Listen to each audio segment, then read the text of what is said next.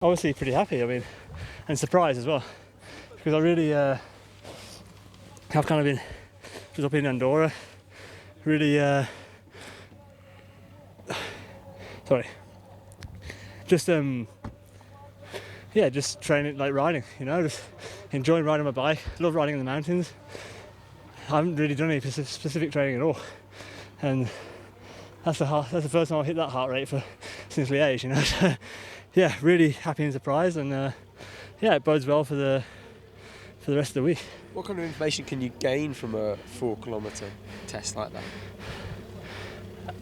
It's just I mean, you could probably have almost the same results if you just put us all on a home trainer in a sports hall and like so you can do the most power, you know. But it's more, that's what it looks like on TV. That's what it looks like on TV and at home, but honestly, there's a lot of tactics going on.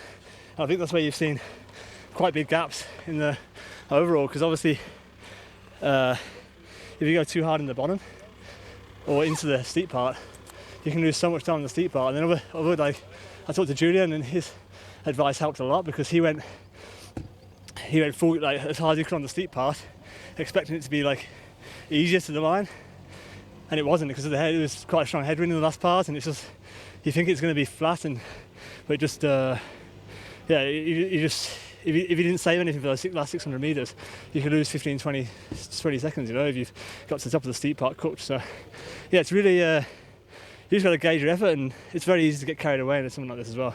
With the adrenaline, with the people, you get excited in the bottom, and that's why I didn't really ride to power, because I don't really know what my threshold is at the moment. I just kind of haven't done any training for it, so I just kind of use the power meter to really stop me from going too deep at the start. So I kind of set myself an upper limit so I wouldn't go too deep. What do you expect for this week? Stage victory, like you did in Catalonia, like in Valenciana? Oh, I have zero expectation at all for this week. It's really just because I came into it with no idea where my form is. I really have no idea. I feel good in training, but I haven't done any tests on climbs or anything, just really endurance rides.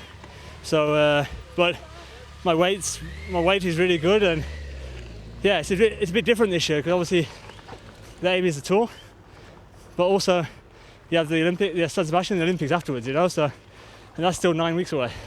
So I didn't aim to be flying here, but well, it looks like I'm going pretty good. So it's a nice surprise. What do you think of the course of this Dauphiné?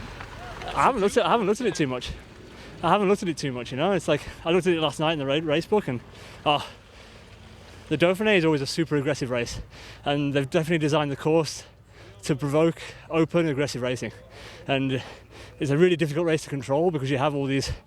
Every day is hard, and everybody's in good condition. You know? Everybody here is like either coming from the Giro or aiming to be in the Tour de France team, so they're all racing for their places and getting towards their top condition. So it's always one of the hardest 1 week races of the year, and yeah, the course makes also a part of that. But yeah, there's no days off, so it's gonna be a hard week, and I just hope the weather holds good, because that'll make it even harder if it's bad.